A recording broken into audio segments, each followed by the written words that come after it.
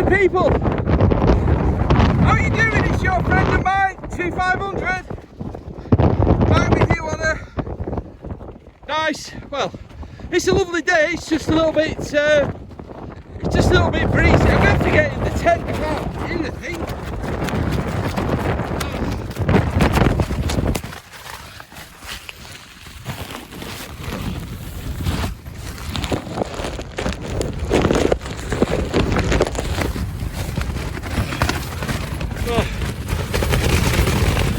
Sorry guys, God, it's always better in here. Sorry, I couldn't hear a thing out there. I bet you couldn't hear me either.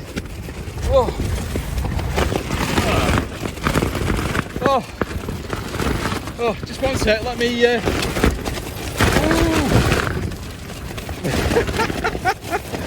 collapsing. Let me do one side of the tent up, just one sec. It's just going crazy, flapping all over the place. Just hang on. Right, that's a bit better. Well, hello you guys and gals, how you doing? As I say, your friend of mine back with you, 2500 on the first day of the lift of the restrictions, which is the 29th of March 2021. I think it was today they'd actually let you come out to exercise and whatnot in your car. You weren't restricted to just kind of walking around where you live and all that lot.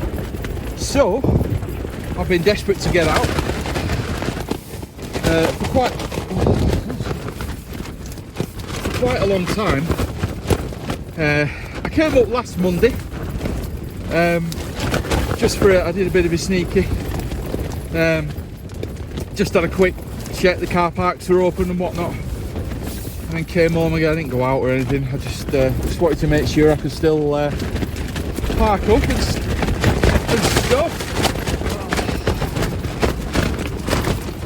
Blimey, this tent is not coping.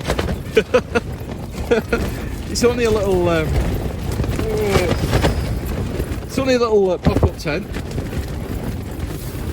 little tiny thing from Go Outdoors, about 20 quid. And it's certainly showing its money's worth at the moment, in a bad way. So yeah, we're out for it's not a net night tonight, it's the 29th of March, as I say, which is a Monday. So just come out for a bit of a chill night tonight. It's what time is it?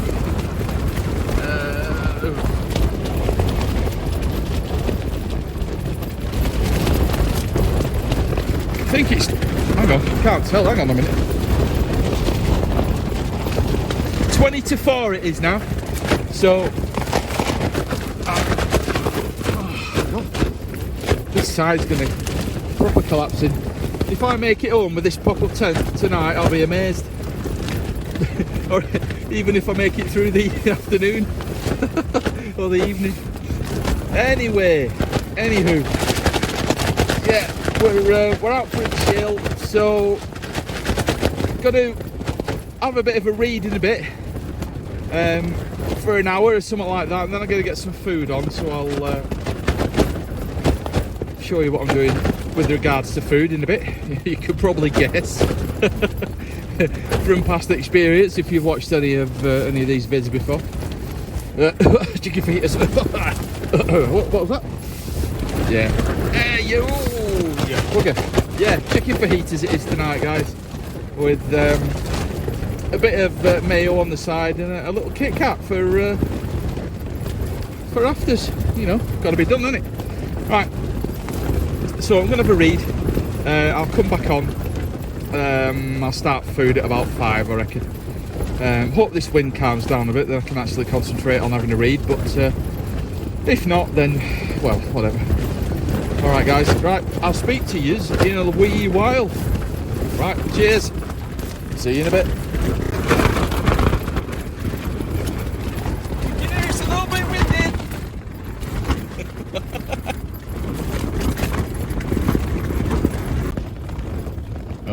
everybody. Started nip on again while the wind's calmed down a bit. It's nearly 5 o'clock, so we're almost at tea time. Just trying to dry my fleece over my knee. Got a bit sweaty with me pack against my back. I was boiling. Oh, I didn't tell you where I am, by the way, did I? I'm just let you have a little peek.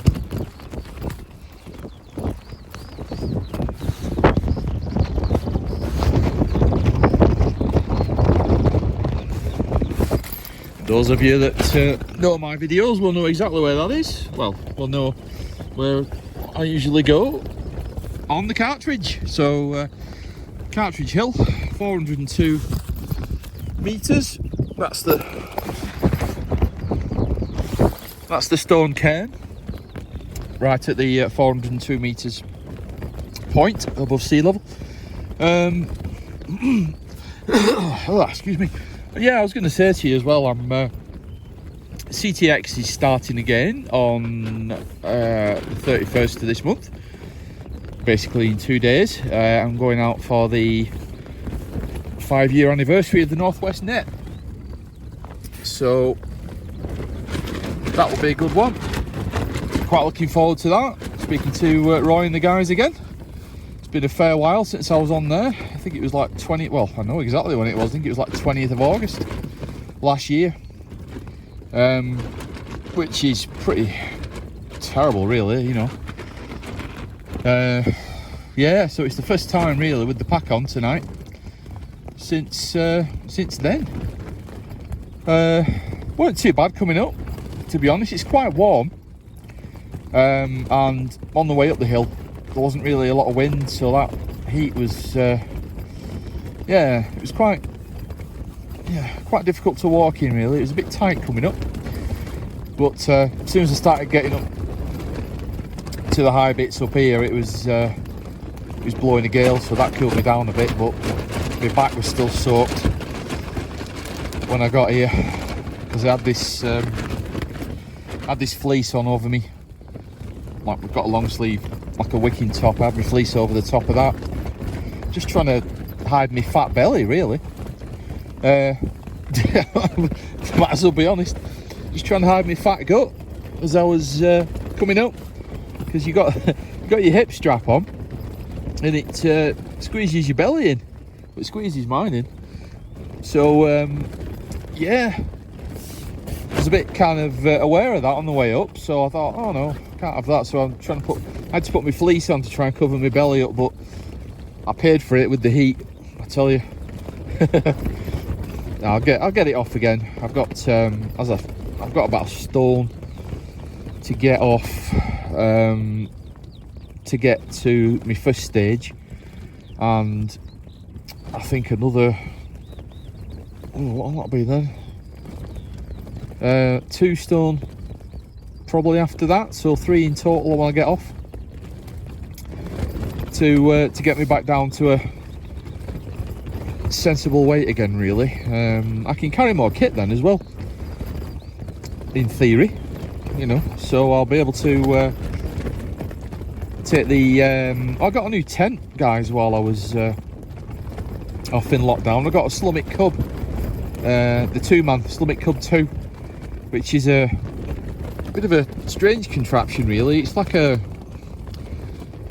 it's got like an exoskeleton on it, like an umbrella.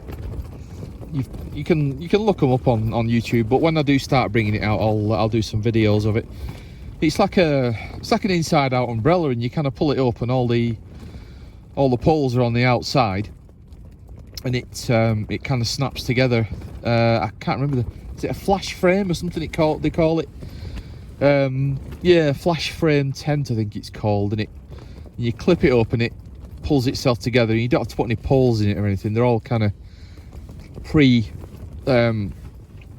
fixed into the material and stuff, so you kind of pull it up like an umbrella and clip it in.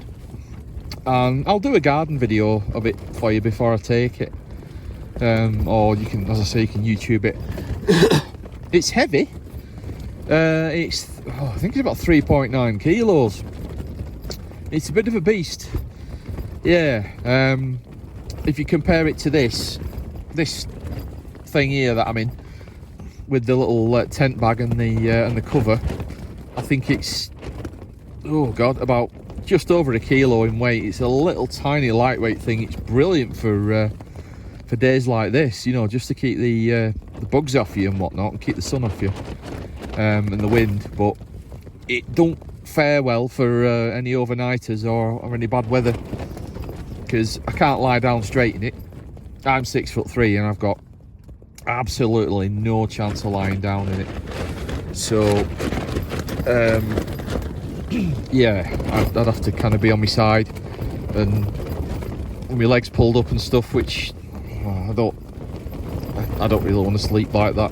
I sleep on my side, but I normally have my legs out a bit straighter than that, so that would be a bit uncomfy. I could do it if I had to, if anything happened and whatnot. I've got stuff to stay out and be reasonably comfortable and safe, and if it was in this, then well, so be it really. I'd have to make do, wouldn't I? So yeah, the Slummit Cub, yeah, it was, yeah, it's quite big, you know, even packed up. I've not mastered packing it up yet. I think I can get it a bit smaller, but my first attempt wasn't very good. So you do get an oversized bag with it, but I'd like to think I can get it a little bit smaller than that and kind of wrap it up properly. It was smaller when I got it. When I unpacked it, it was quite small. But I couldn't get it back as small as that, which is always the case.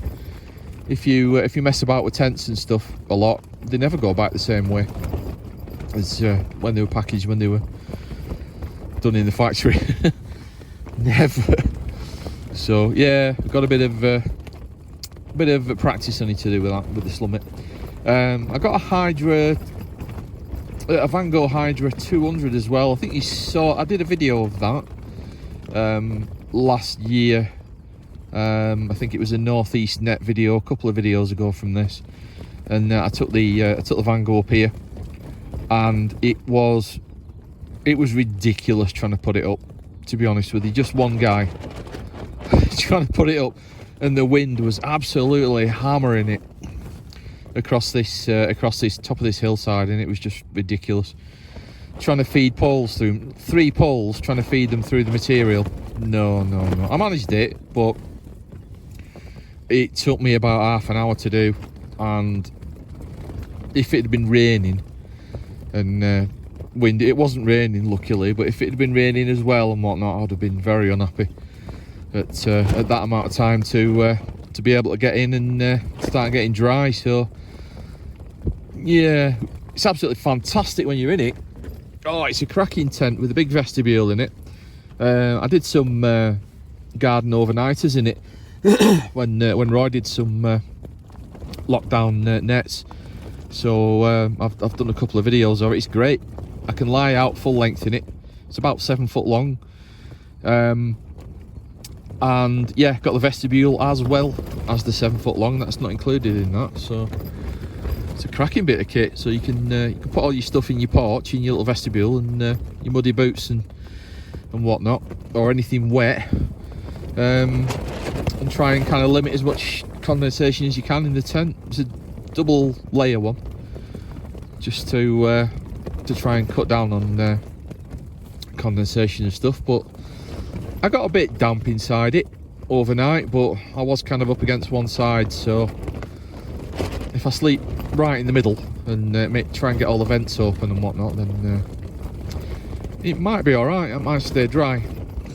But it was a really cold night, so my warmth was really getting that condensation going inside. But you can't avoid it really. You can have all the expensive tents that money can buy, but generally you do get a bit of condensation inside. You can't really avoid it. So yeah, as I say, it's about 5 o'clock now, so I'm going to start some tea in a minute. But I just wanted to show you where I was, as if you didn't know, and the fact I'm out on CTX this coming Wednesday, 2 days time. So really looking forward to that. Can't wait for that. yeah, it's going to be good. Weather's showing, I think it was similar to this really. It's dry but windy, so we'll have to see. I'm coming anyway, it doesn't matter what the weather is, but yeah, it's this tent does get a bit leaky, is one word for it. Yeah, so it can get a bit drippy. So yeah, I'll still be bringing this one though. The other one's too bloody heavy, and I've got to get some more weight off before I start carrying massive tents again. So get rid of massive bellies, then I can carry massive tents again and sleeping bags and whatnot, and get out here for some overnighters. So yeah, reduce the belly and increase the pack weight a bit, so I can have some overnighters and a couple of extra bits and bobs with me. So right, I'm going to get some tea going. I'm just going to get it all set up, get the stove going and whatnot. I've had a brew, so got the stove already set up there. Just got to get me chicken out and get it going. So right guys, I'll catch you in a momento. See you later. Hello, you lovely people. Excuse me. Sure, I've got some kind of milk allergy, you know. Every time I have some milking, can't clear my throat. Right.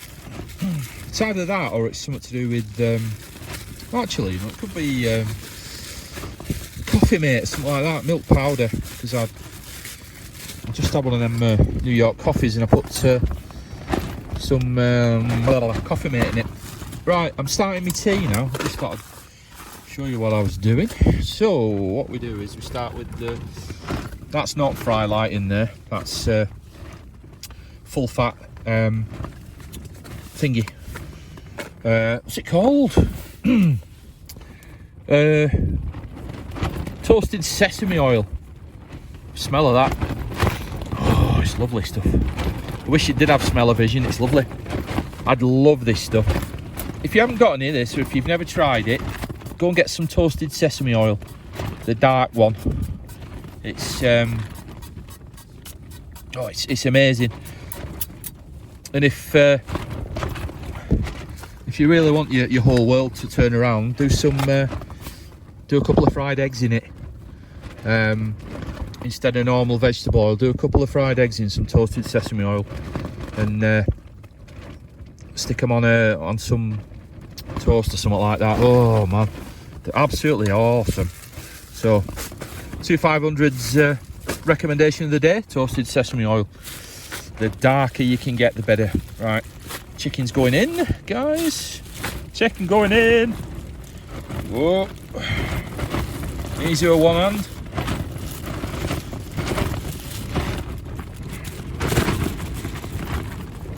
Right, there it goes.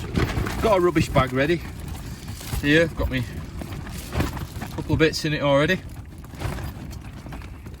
So, without actually touching it, hang on, just gonna put you down a minute.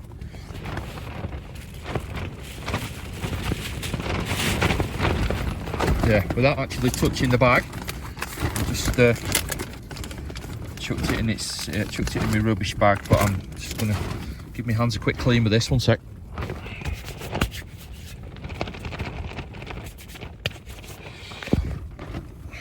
That's it. Let's keep that for a minute. There's my spoon. Put my spoon there. Got my little jar of mayonnaise there. Right, chicken's in. Just gonna put a little bit more toasted sesame oil over the top. Not a lot. Just a little spray like that. Stick that back in there. All I use when I'm out, I use that side of my spoon to do brews with, and that side of my food to do me cooking with. So I don't bother with the sporks and other stuff and whatnot. I just use my long spoon. It's grand. Can I complain about my long spoon? Oh yeah, somebody asked me a question. What's that little red thing? that I light the stove with. It's one of them. Don't know if I can zoom in on it. I don't know. I'll have a try. It's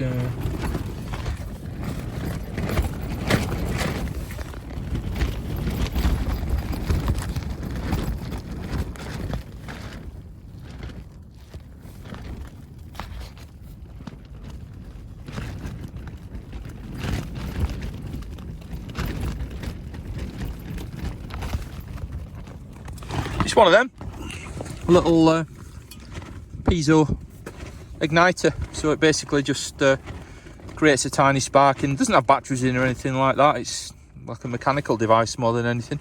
But so you get your gas going, let that little tube fill up with a bit of gas, and that's it, lit, done. I'm not going to have it that high though. I'm going to get my chicken going. I don't want to burn it. Anyway, right. So chicken's on. I'm cooking inside. Which will probably horrify a few people, but I've got a ventilation, and I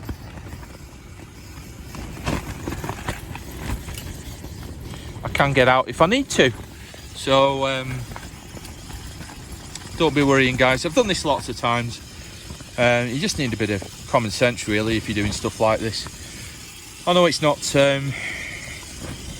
exactly the done thing, but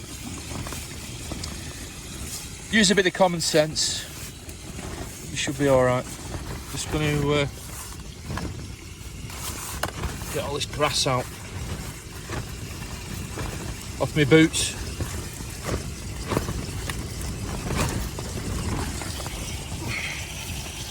Chuck that out there. Yeah, that's it.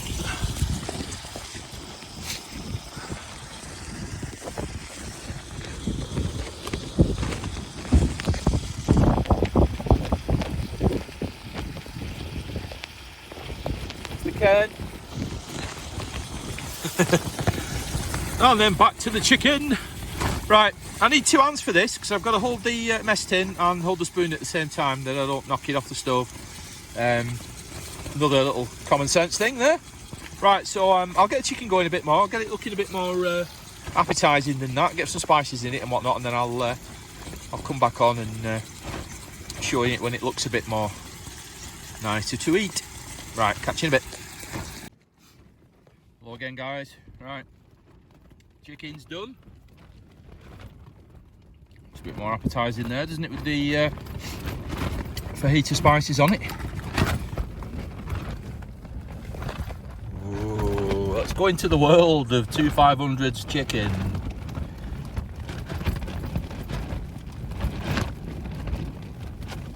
Oh, look at that one. He's a nice one. He's a nice one. I'm gonna eat you, boy.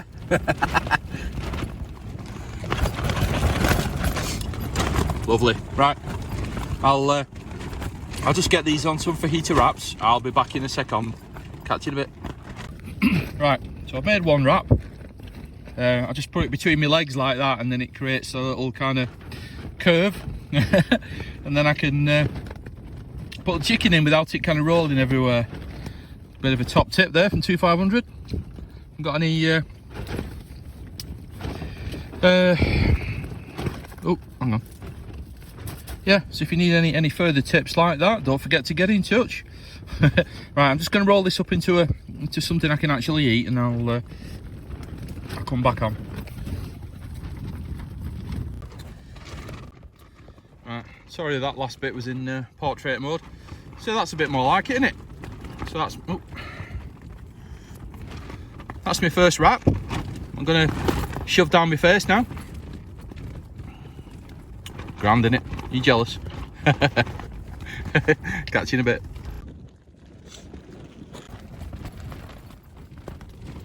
There's wrap number 2.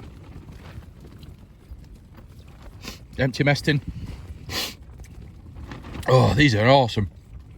They really are. They go cold quick, but yeah, get them slapped in a wrap quite quick, and they're edible.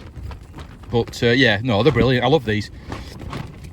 Just something nice and quick, and you can just bring a load of fajita tortilla wraps up with you, and just use them when you need them. I'll leave them in my bag for Wednesday then. Yeah, nice and flat, nice and easy to use. Don't take up any space really.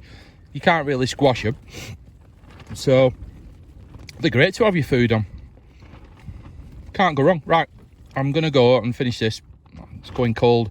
The more and more I look at it, so and it's more important than videoing.